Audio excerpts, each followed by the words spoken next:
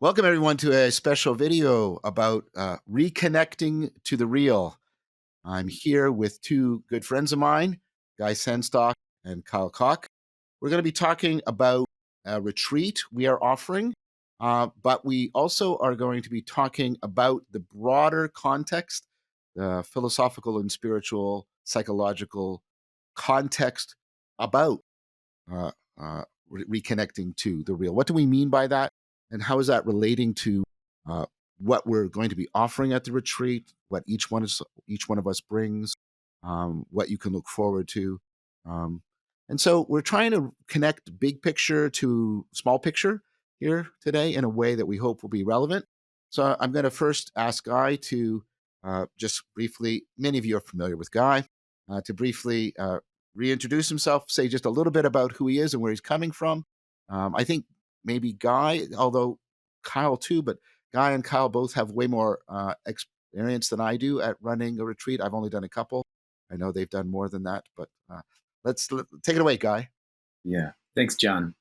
My name's Guy Sengstock. And most people know me as the founder, co-founder of something called the circling approach, which is essentially a practice, or you could view it as ways of practicing really deep forms of relating and connecting.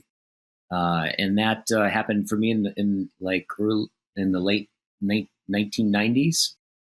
Emerged, and it really grabbed me and us and a bunch of people, and it has become something that has been used throughout the world and grew on its own.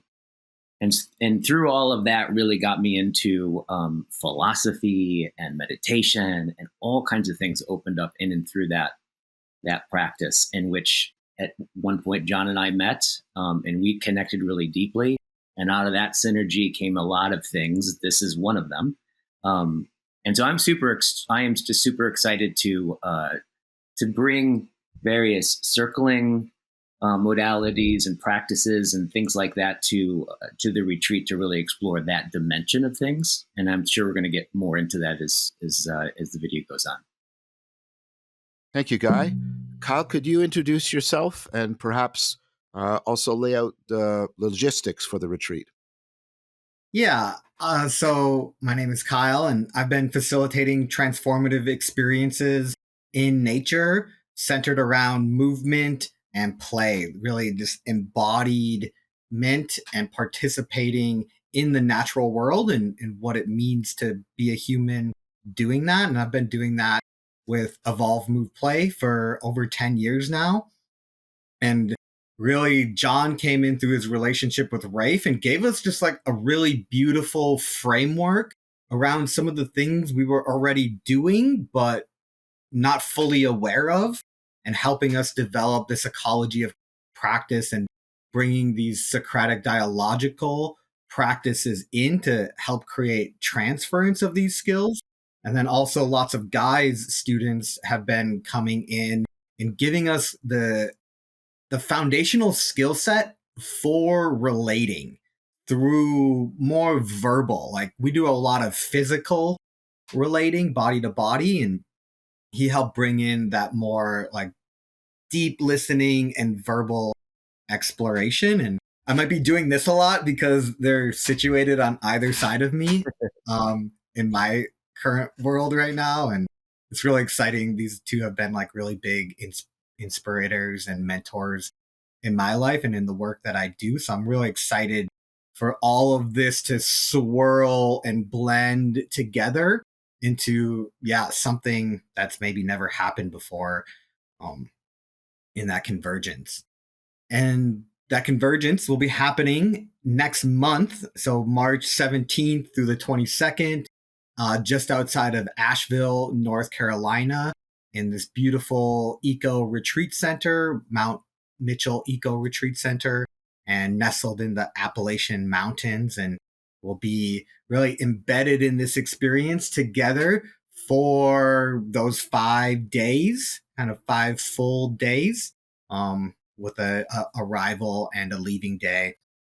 And to really help that embeddedness is we'll be providing food and lodgings as part of the ticket price. And we have an amazing caterer who's just such a fun person, personal friend, like sprouted everything, just like really knows food and how food works in the body and prepares these meals with love.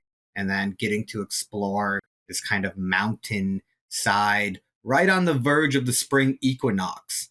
So we'll be really stepping into something and coming out the other side, and that being a reflection of what's also happening in the real world, in the really real world, which is a lot of, I think, what we're going to explore today. Thank you, Kyle. That was fantastic. All of the relevant information that Kyle was referring to we found in the notes to this video, a link to the registration page, information, dates, etc. So I thought maybe what we'd now do is quickly what each one of us, intends to bring, kind of practices.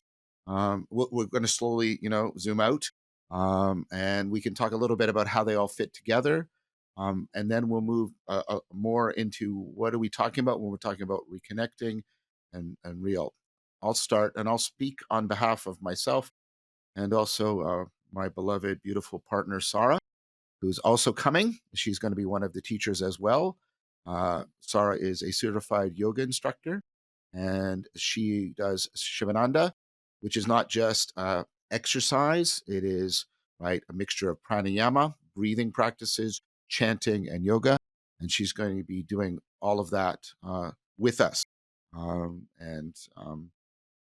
Well, obviously, I'm highly biased, but Sarah has a reputation in Toronto, not created by me, of being an excellent dentist because of her capacity for teaching and her empathy, two features which make her an excellent instructor and facilitator for yoga. I'll be there, and I'll be teaching some basic meditation and contemplative practices. And then I'm going to be taking us through, with Guy's help and Kyle's help, dialogical practices that have been at the core of the work that I've been doing over the last 2-3 years, about trying to put a lot of what I've been talking about in terms of uh, awakening from, awakening to, I should now say, a deeper sense of meaning, cultivating wisdom and virtue. So I'll be doing some dialogical and imaginal practices. So when you're there, I'll be teaching, some of you may have heard of, dialectic into dialogos, which is a mutual dialogical practice. You can see versions of this all over my channel. And of course, there's an entire video series after Socrates dedicated to this whole pedagogical program of practices.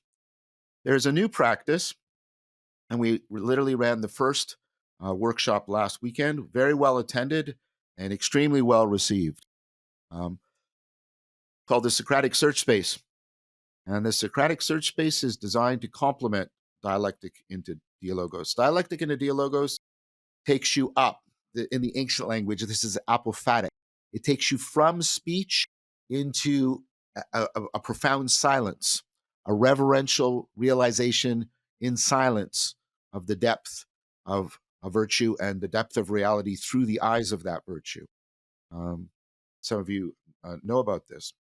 The Socratic Search Space goes the other way. It's cataphatic. It's about going from, bringing things into speech from silence. And this is important. Almost all the great spiritual traditions have this opponent processing between the apophatic, which is like in Plato's cave, rising out of the cave to look at the sun, and the cataphatic, which is returning from that vision and trying to enlighten those who still are within the cave. And of course, that can be yourself when you're doing your practices. The Socratic Search Space, I won't go into great detail. We've got a video on my channel explaining a little bit what it is. But basically what it does is it's an attempt to use dialogical practices in order to involve the whole of the person, which is what spirit is, the whole of the person, without making you self-involved. And so what it does is it starts with a personal problem and then helps everybody go from that being, attracted and drawn into automatically the first person perspective of my particular problem, and how to move out towards a more sage-like third person perspective of what is the existential dilemma? What are the aspects of this that are shareable with all of humanity? The way all of humanity gets caught between conflicting goals and demands, justice and compassion. And then what virtue would be most appropriate to cultivate in response to realizing that existential dilemma?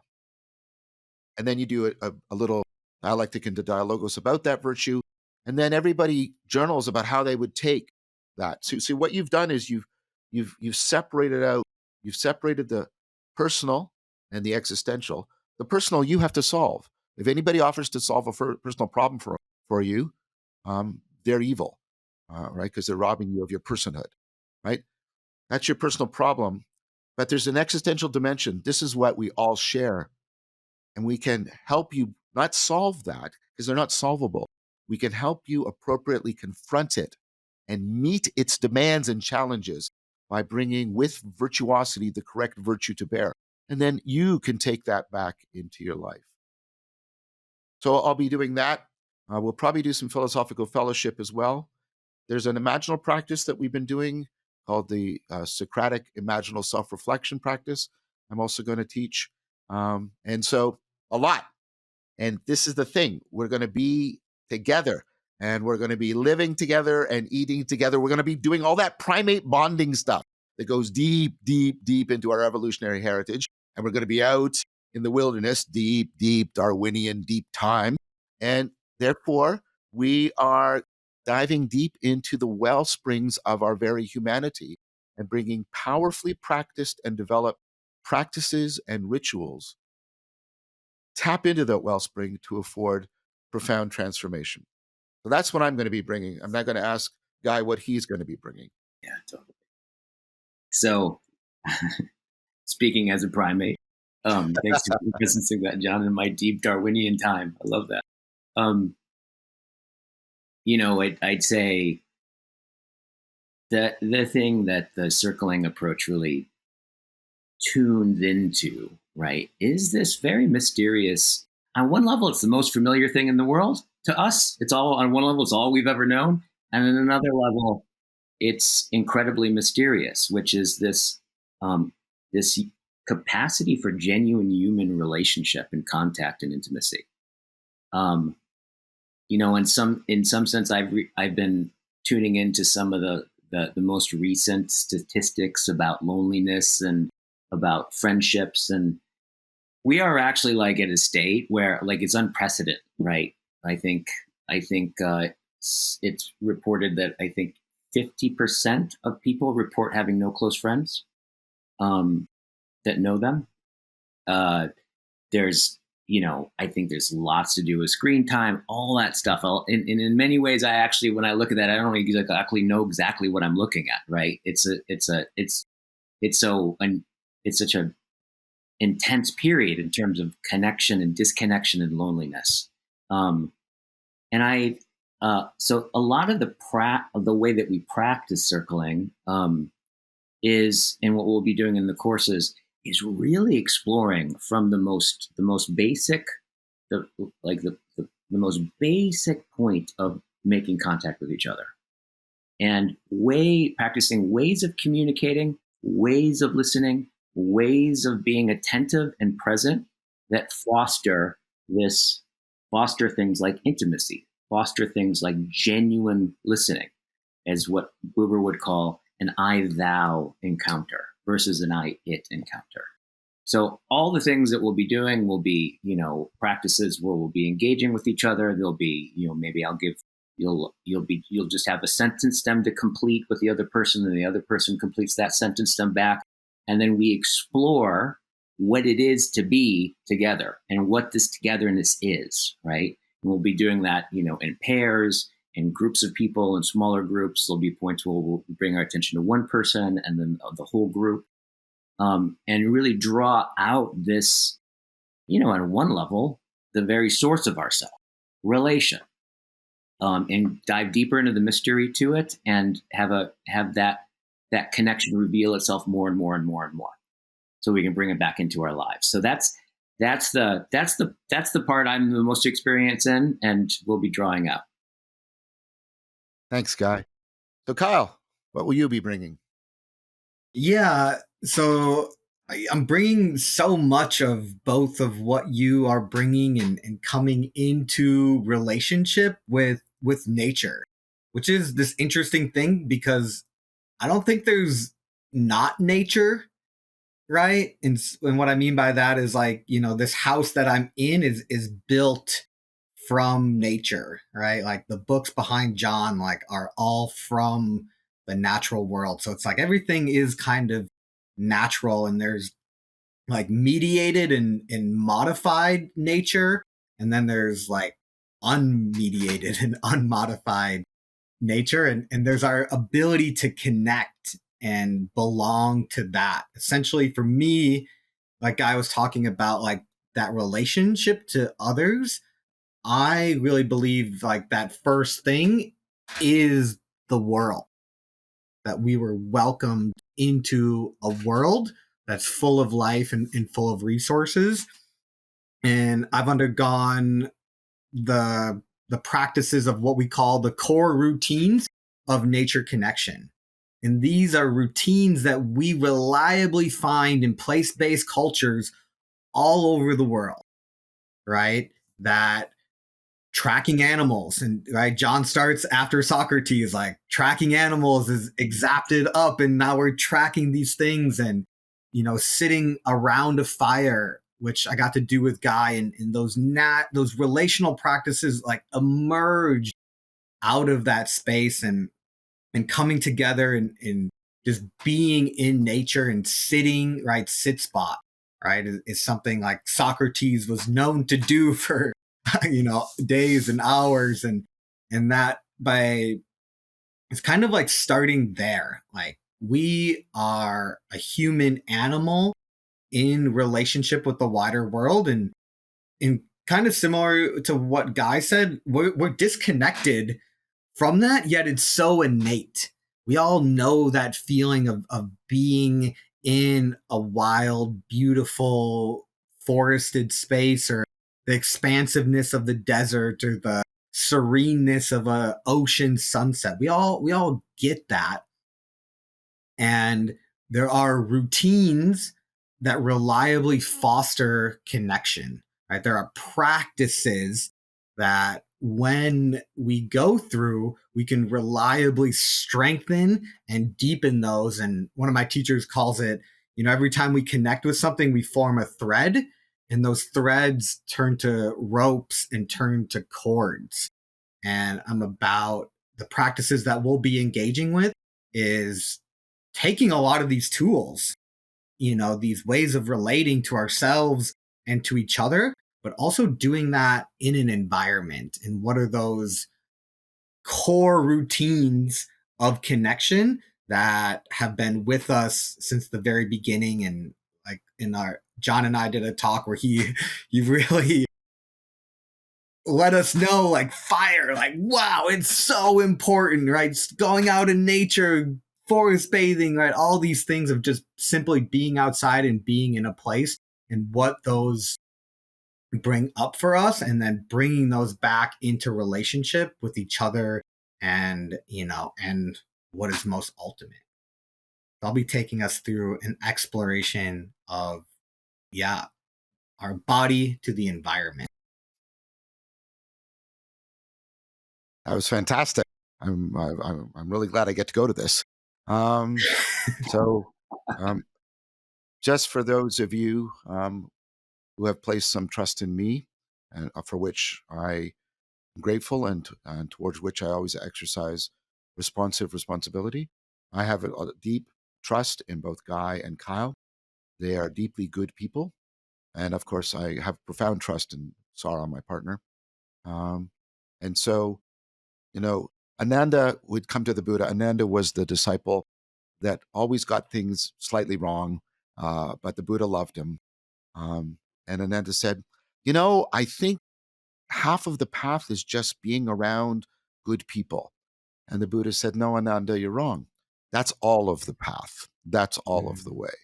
Um, and so, but of course, we confuse being around good people in the way the Buddha meant with merely being in spatial proximity to them. And that's not the same thing. That's not the same thing. We're talking about connectedness here. And one of the things we're offering is something very important here. We are facing, in addition to the meaning crisis, something that is going to put the meaning crisis on methamphetamine, steroids, crack cocaine, which is the increasing presence of artificial general intelligence, large language models, ChatGPT-4, DeepSeek. I'm only one degree of separation from Sam Altman. I know somebody who talks to Sam Altman. I know a couple people who've talked to him. And his big concern, I don't want to get into judging his character right now because that could be a whole other video. His big concern is ChatGPT 5 is really going to threaten people's existential sense of what it is to be a human being as a person, not as a biological entity. Now, this isn't going to be a video about AGI, but what's coming, I believe, or at least what is needed to come, is a proper reorientation to that about us, which does not translate into the governance or the behavior of these machines. You see, these machines depend on literacy, written text, and propositions. And that aspect of us, our literate, technical, economical intelligence, which we so reward in this culture, is going to rapidly decrease in value.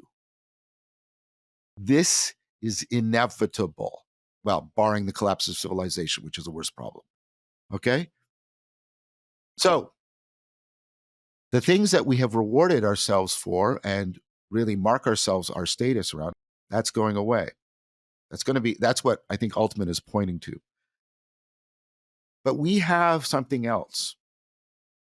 We have those aspects of us that are non-propositional. We have the somatic aspects that reach deep into the fact that we are biological, autopoietic, self-making, self-caring bodies that are making themselves in the environment, out of the environment. And our minds are doing the same thing, making themselves in and out of an environment. This is somatic. It's below the level at which these machines operate. And that reaches to the heights of our spirituality that I was talking about earlier, that's beyond the propositional, in a relationship to what's sacred, what's ultimate, which is most real, most affording of transformation, and most powerful in guiding us, giving us a North Star orientation. And what it can orient us to is, what does it mean to be a human being in the age that's coming? This has to be practiced now. This has to be practiced now. You can't learn a martial art when you get caught up in a street fight. It's too late. It's too late. If your strategy for dealing with this unavoidable thing, which everybody's saying is going to be more than electricity and the printing press and the atomic bomb, in terms of how it's going to impact how we fundamentally understand ourselves and our place in the cosmos. If your strategy is, I'm just going to wait and hope, that's not wise. You need to practice. You need to practice cultivating, reconnecting to that axis, the somatic spiritual axis that orients us from our depths to the very ultimacy of what we can be related to. That's what this retreat is offering you.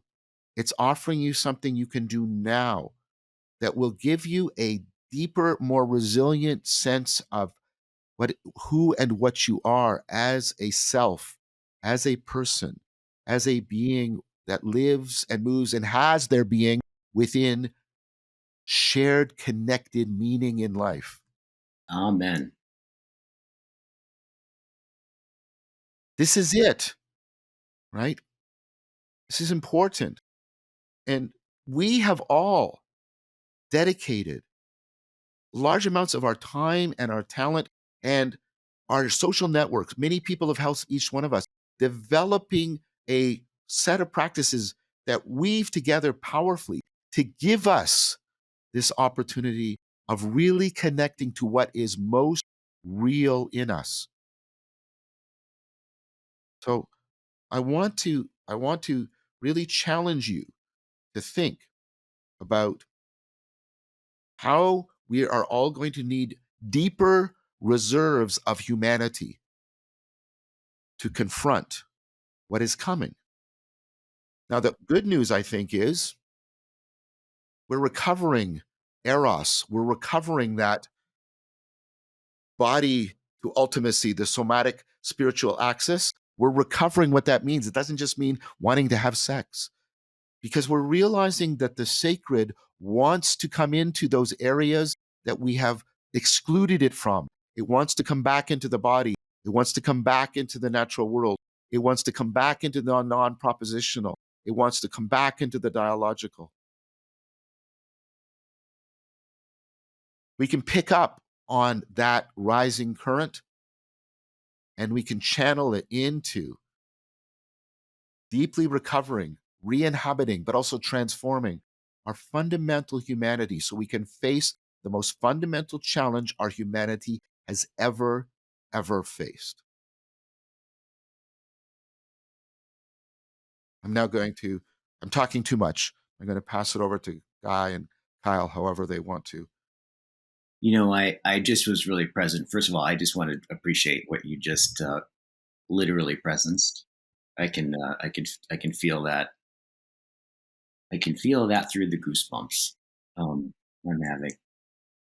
And I think you're presencing something, John, that this is one of the things I'm really inspired about, because on one level, what we're addressing in this course, right? First of all, we're not coming, as you can probably tell, we're not coming in with a bunch of answers to things, right? That we're going to impart on you. That's not at all. We're coming, I think, hopefully deeply awake to some pretty radical and uh, perennial questions, right? That we want to, if anything, um, midwife that very awakening of those questions in all of us together, right? These are things that are personally on my mind. I'm thinking about all the time. Like I am, it's not like there's a specific outcome, right? That we already know about exactly. If anything, our role is going to be more one of midwifery, right? And it's going to be not just us being the midwives, but all of us midwifing each other in some sense. And to presence the sense of the sacred, right? What John really was speaking to, that there is something that you can feel the sense in which the sacred wants to reach into these places, right? In us and through us and in our lives, right? That are profoundly, in some sense, um, lacking in, for lack of a better word, right? Of that relation. And if you think about it, like in some sense, Kyle is really going to be having us turn toward our relation with nature. John is, you could say, is really having us turn towards our relationship with matters of ultimate concern, right? The ultimacy. And you could say that I'm kind of having us turn towards our relationship with others, with people. Mm. And now, when you think about this, though, like this is where I want to really like tune into the wonder, right, of these things. Because oftentimes it's really easy to think about these things as categories of our lives or objects, right, that we can engage in and not engage in, right? Like think of nature, like maybe you think of the woods, and I'll go hiking for a day out in nature, and then I'll come back from nature and I'll make sure it's in my life. Or maybe you think of your relationship, but the ultimate is like, you go to church on Sunday, or that's that thing that you do when you talk to your guru, or that's that thing that you are sometimes aware of and other times not, right? Or relationship, you think about like, well, sometimes I'm alone and I'm by myself, and sometimes I'm with people, and this is this thing that I can kind of engage in or not engage in. But if we actually really get like present to these things, right, at an ontological, at the level of the depth that John was just referring to, right, we can really easily see that there has not been one moment in which nature hasn't been at play in your life, right? That everything that we do, right, is happening in some way inside and already presupposed inside of nature, like the earth, right? We maybe think of the earth and we think of the picture of the ball.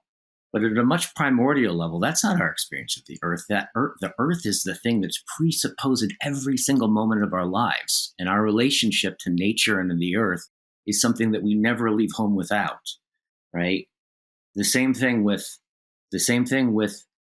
being a relational being, right? We are made out of a relation. We're born out of another person, and we don't even have a notion of ourselves until we swim like for 4 or 5 years in intersubjective contact. That the I that we fold back on and say I to is a complete donation from relation, right?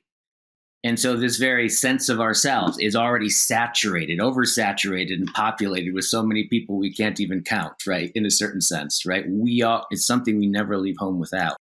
And of course, then there's that domain that gathers all of that together, right? That thing that is that which is on one level deeply at the bottom of every experience that we have, right? Yet is that thing that bucks words, yet draws words out of us, right? And it's something that we, again, never leave home without. We always already arrive. All these things are the real of the real, right? In this sense. So when we're talking about turning towards these things, it's what we're really kind of I really want to kind of like emphasize the profundity of what it is to do that, right? Because if you have a shift in your relationship with nature, or if you have a shift in your relationship with who other people are, if you have an insight and a shift into your relationship with the sacred, with what is most ultimate, at some level, that is going to manifest in the way that you perceive anything. That's going to manifest in the way that you cook, the way that you address your mom, the way that you arrive in a moment, right? This is the level in which we want to really dwell in this weekend, and it's what has me feel so inspired about this. That was beautiful, Guy. Thank you.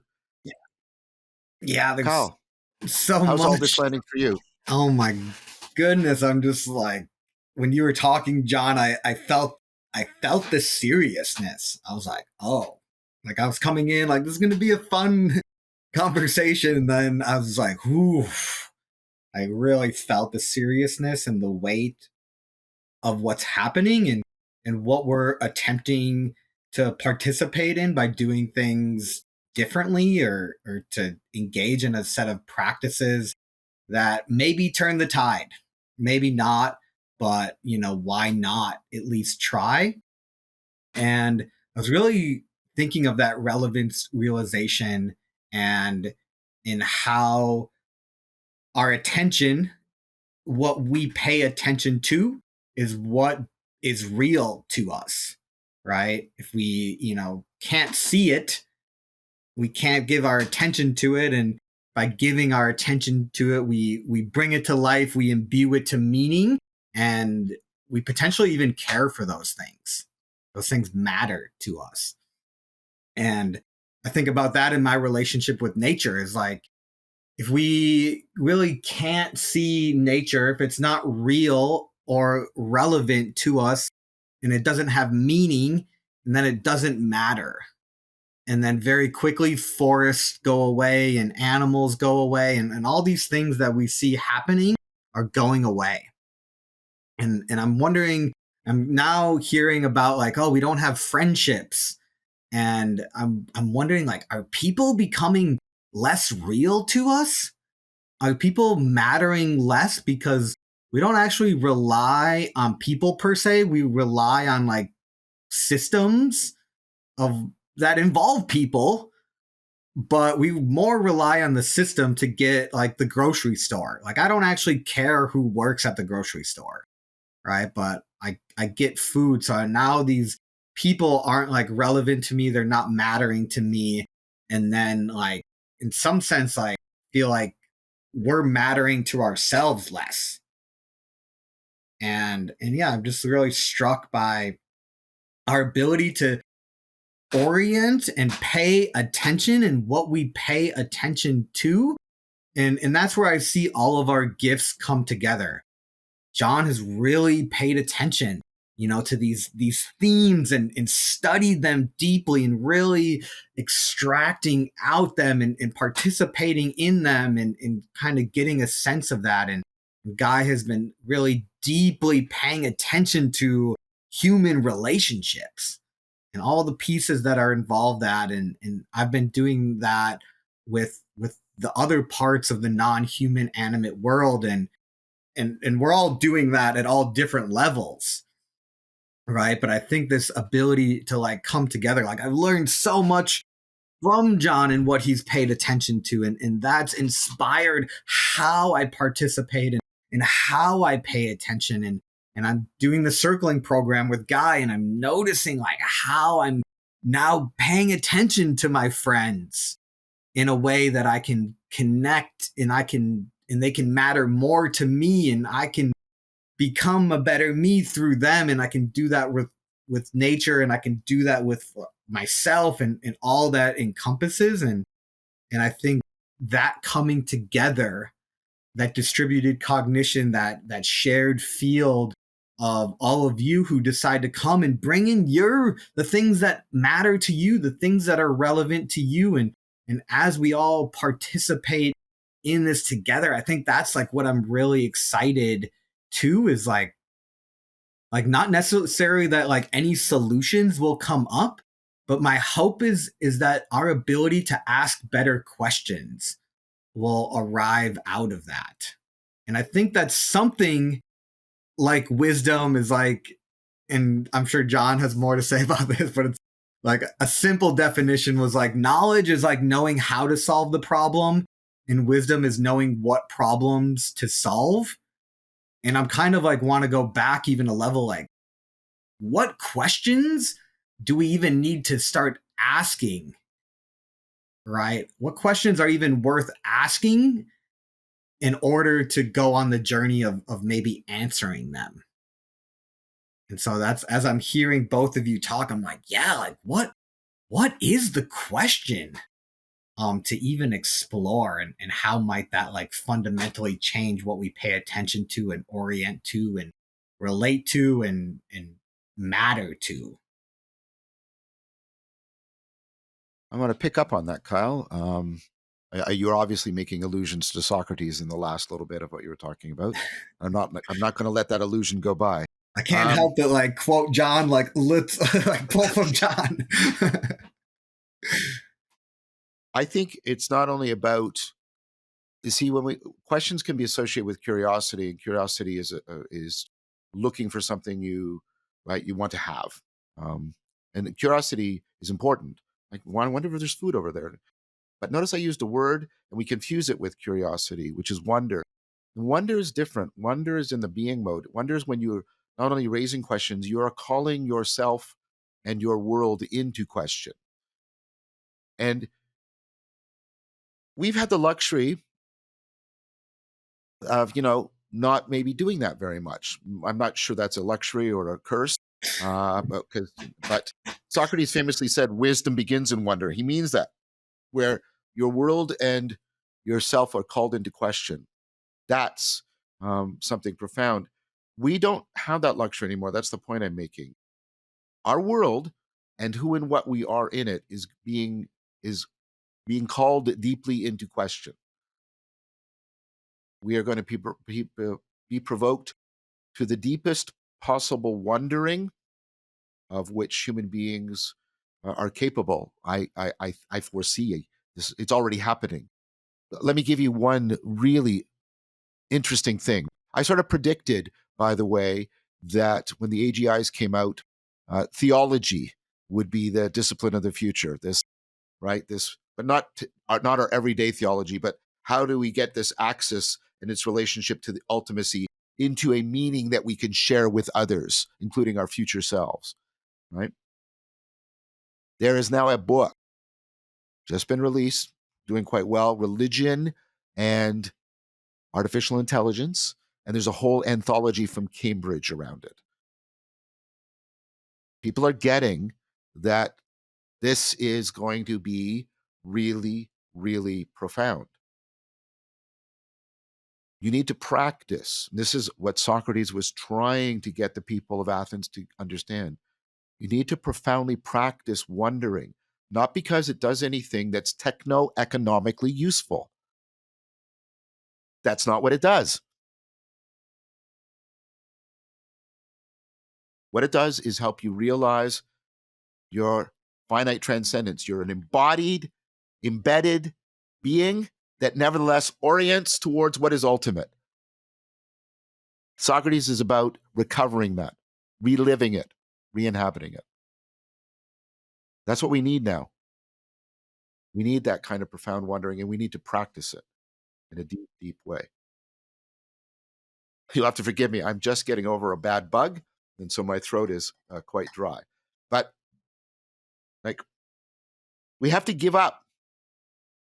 I want to challenge you all listening. We have to give up this idea of meaning in life as that's like an individual, subjective possession. I have it, and I have this and this, and I have it. And that's part of what I've been criticizing a lot in a lot of my recent videos. This is an actually inappropriate meaning. Let's listen to the word. First of all, meaning is not a thin term. It's not merely descriptive, like tall. Meaning is a thick term. It not only describes, it also prescribes, right? When I say somebody's life is meaningful, I'm not describing it. I'm also praising it. I'm recommending it. I'm saying consider imitating or learning from that. This is what philosophers called a normative dimension. There's an aspect of meaning that is oriented towards the true, the good, and the beautiful. Our normal everyday sense isn't getting that. And soon as you bring in that dimension, that means that meaning is aspirational. A proper part of having a meaningful life is aspiring to more meaning in life. Just like a proper part of being rational is the ongoing aspiration to become more rational, or a proper part of being wise is the aspiration to become wiser. We need to undergo transformation. Meaning is, therefore, something we have to cultivate on an ongoing basis. We can't rely on just what we have. Secondly, meaning. Think about even semantic meaning. Lewis Carroll made this really apparent in some of his stories, and Wittgenstein made it famous in an argument. Meaning has to be shared to be meaning.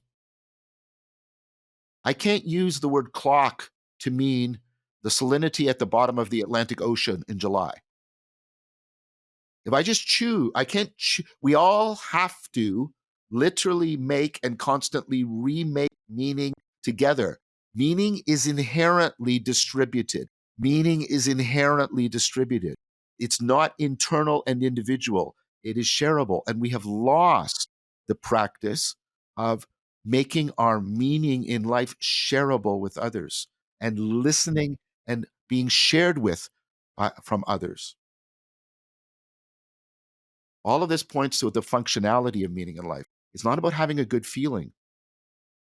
The function of meaning in life is the realization and recovery of your humanity and the aspiration to fulfill it as much as possible. The ancients made no deep distinction between meaning and wisdom. We have to bring that back, that deep connection.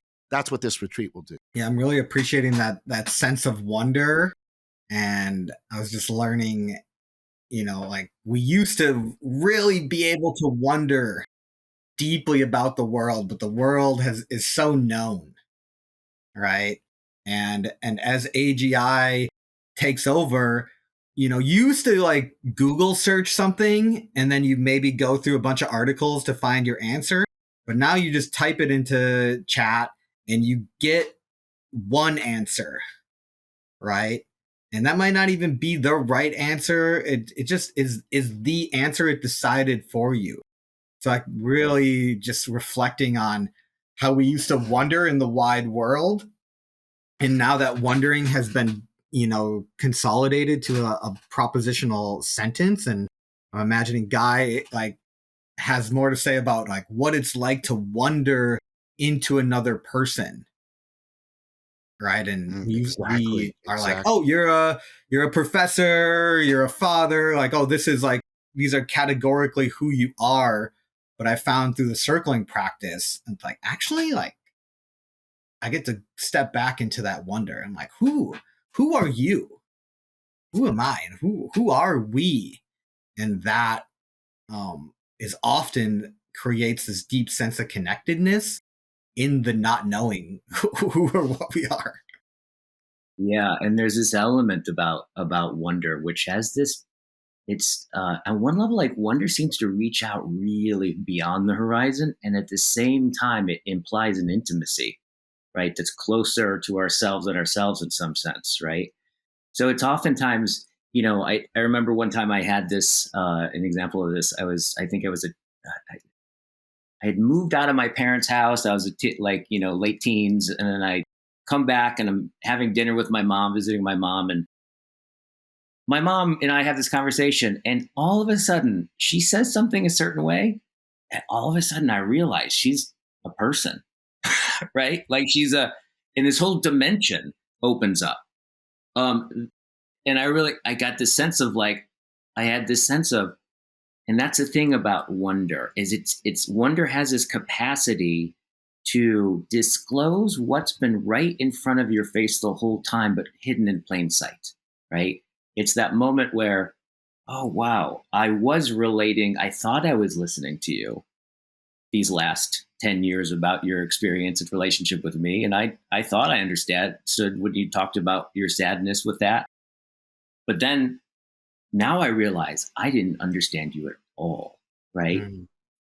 And you could there's that recognition of the finitude of my own vision, but the opening up and a compelling to what is beyond it, right? Yeah. And I think it's like relationships are probably the most immediate, accessible ways that we have to wonder. There's a way to comport into relationships and to bring wonder into relationships such that you can attune in such a way that invites the immediately concealed and hidden into unconcealment. That there's a way to sit. There's ways of listening. There's ways of attending to. There's ways of being present. Right. That it's not like something that we can do or accomplish. It's more like a something to be that invites those kinds of experiences forward. You can prepare for it, but you can't manufacture it. Exactly. Right. Which is like all the other really good things that are moments of resonance, like friendship and love and being struck by beauty, or captivated by some profound truth. Yeah, I worry that we'll do a tragedy of the commons around what we're facing in our culture because we're being incentivized to go that way. People talk about cocooning, that we what we do is we're withdrawing into the world doesn't make any sense and it's ugly and hostile and I don't trust anything. Trust is at an all-time low for all across the board for all the institutions. And so people are cocooning in, and I've just got my little circle of my own personal meaning, ignoring all the points I just made. The problem with that is that gives you what's called a tragedy of the commons. A tragedy of commons is It may make sense to you as an individual, but if everybody does it, everybody suffers. So classic example, stock market's going down, you sell your stocks, right? And then what? But if everybody sells their stocks, the stock market collapses, right? That's a tragedy of the commons. We are incentivized, and I feel it. I feel it. Like, you can you don't have to go to even to a theater to watch a movie anymore and be with other people. You can just be at Netflix. You can just stream, and right, and you're not watching it with other people, right? We're cocooning and we're cocooning and we're cocooning and we're cocooning, and we're getting a tragedy of the commons. We're losing the ability to hold in common, and holding in common is the deepest field of meaning making. If we can't hold things in common, then we don't have what it takes to make that meaning in life. So this is an opportunity to break out of the cocoon, become the butterfly, right? So undergo profound transformation. Uh, it's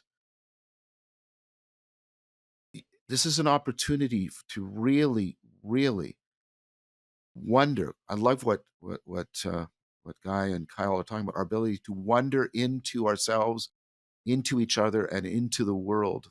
Um, and that sounds like the most useless thing. All the great things of meaning are useless. Mhm. Poetry, music, dance, the birth of a child, right? All of these are useless from the viewpoint of techno economical intelligence. But here's the good news: the tyranny, that propositional tyranny of that intelligence, is at an end. It has taught us that everything but itself is valueless. It is going to be valueless very soon. Here's a chance to turn that corner. Yeah, and I think the thing that is, I think, really important to recognize in these unintended consequences, it's like, we can have these deeply intimate, profound experiences on Zoom calls, and then we close the computer, Ah, right? And then we're like, we're back in a world, and all those people I just connected to and had that experience with aren't here, and I find myself almost more alone, like more disconnected, having just experienced connection. But those people are no longer around, and that's really been striking to me. And my friend was talking about this. He's like, if you go to a resource and you get connection, you will keep going to that resource to find connection, right? You won't use it sparingly, or you won't use it less. And that's one of these unintended consequences of these virtual calls is we actually do find connection here, right? Which means we'll likely find more connection here. And then we're like, well, what about VR? What about we could all be in an imaginal room together, and we find connection there, and we more and more inhabit these spaces that have elements of realness. They feel like they're real, they're experienced like they're real, but then they end, and you're back in this other world, and relating to people and connecting to people in this physical world is different. Like, all of a sudden you have legs, and you have like a back of the head and like a side, and maybe it's windy out, and it's cold, or there's all these other contexts that we find ourselves in that are really also crucial in relating. And then there's the continuation of that conversation and of that connection. And in the retreat has similar unintended consequences. But we get to expand that container of connection, like Rafe would call them, like these temporary utopias, right? And we get to indwell in that for a time, and get to have those conversations continue in emergence. And then you see it in a tree, and that creates an insight. And then you talk to somebody, and then you go on a walk and you have your insight, and then they say something, and there's a level of like participation and emergence that happens in like like the really real world um over time that I think shows us that we can also find connection in the human and non-human world that are void of electronics. And then we might find that as a place like a watering hole. Like, oh wow, I can. And it's kind of like remembering that I can find connection with people, with places, with animals, and like, you know, I often talk like we've exacted up so far and we forgot those base levels. And I feel like a lot of the work that I do is just the like bringing people to the remembering. Yes. Yes. Yes. And like I, when I facilitated a course with Kyle out in the woods, one of the things that some of what Kyle did was parkour, which is has to do with climbing trees and jumping over things. And now I hadn't climbed a tree or thought about climbing a tree since I was a kid, right? Like probably most people. And so, but then I spent a whole weekend basically like orienting to climbing trees, right? And what was really interesting is, and Kyle alluded to this, he kind of warned me about this, but I come back and I take my kid out to the park, like I've taken to that same park 1,000 other times, right? Ever since I've been doing that pretty much every day, ever since he could tolerate being away from his mom. And there I am out in the park and I'm doing with the thing and I'm, like put him on the swing and I'm swinging him. And I'm like, I look up and I see this tree that I've seen 1,000 times. And all of a sudden, like, and I think to myself, yeah, I bet if I take like a running start, I could probably put my leg up here and then grab that branch and da da da da da. And I kind of caught myself thinking that. And I was like, oh, wow, that's what we're talking about, right? It's like, that tree was calling my mind to climb it, right? It was like below the level of conscious thought. It was perceptual. Like that was a shift in what an affordance relationship, right? And if you think about that, like on one level, that's like that's pretty kind of interesting to think about. But if you think about that's always going on in perception when we look at something, right? And so this this practice of engaging right in nature like got into me, right? In some sense that I walked out, right, without even having to consciously think about it. Trees occurred in a different way. Now, if you think about how profound the implications of that are, right? Like think about what it must have been like right before grocery stores and when we had to hunt for our food and all those kinds of things. When we saw an animal, what did we actually see, right?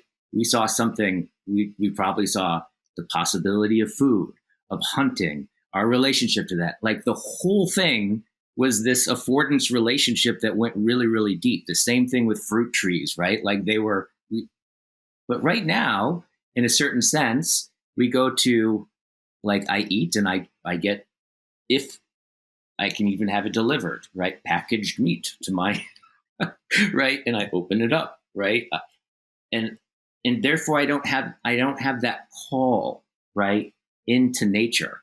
So this is what we're talking about in some sense, these practices in relation, these practices in nature, these practices with the logos, right, with matters of ultimate concern, this engagement, this deep turning towards it, opening up to that it is, not just what it is, but that it is at all, right? And encountering that are in some senses kind of get down to the level below conscious thought, right? It gets down to the level of how we structure our world, right? That's what we're talking about here. Well, that seems like a very beautiful place to bring this to an end. Um, so I think we did what we proposed to do. We talked about, at the small scale of what we're going to be offering on the retreat, and then we zoomed out to the philosophical framework and the matter that is deeply at hand, even at a civilizational level. Um, and so I hope you found this helpful and encouraging. As I always do, I'm going to give the last word to my two interlocutors. We'll start with Guy, and then we'll end with Kyle Koch. And I will say goodbye to all of you right now, and goodbye to both of you, my dear friends. See you there. I hope to see you there. I don't know if we said that there's a cap on it. It's limited to 20 people. Yeah, 20 people. So if you're interested, if you know you want to do it, like, get on it right away before it fills up. Okay, final words from you, Guy, and then from you, Kyle. Yeah, I think I just want to really highlight that this is a co-created experience, and your participation in it is like mandatory, right? That we're really wanting to be in this together, and for this to be something like a question or an answer. And yeah, I'm just really feeling really grateful for all of you who took the time to listen to this and to ask questions and to be courageous and to do things differently, in a really hard world that is pushing back against you. And I just appreciate the courage that you have to shift your attention and to put yourself out there. For transformation and change is really scary. Um, and I just really commend any of you who are on that journey. Guy? For some reason, I'm thinking of a poem of Rilke. I don't know if I can quote it exactly, but it's something like, yeah, being in the great relation is not too hard for us. We're born into it, and the pattern grows more and more subtle as time goes on. And then he says, but only in the truly great and granted achievement do we realize the wonder, right? Like that, I'm present to that, right? It's not just, it's like, on one level, it's being with what is so deeply that it gets to realize itself through us and through each other. Thank you. Thank you, my friends. Look forward to seeing all of you. Take good care. Information to be found in the notes.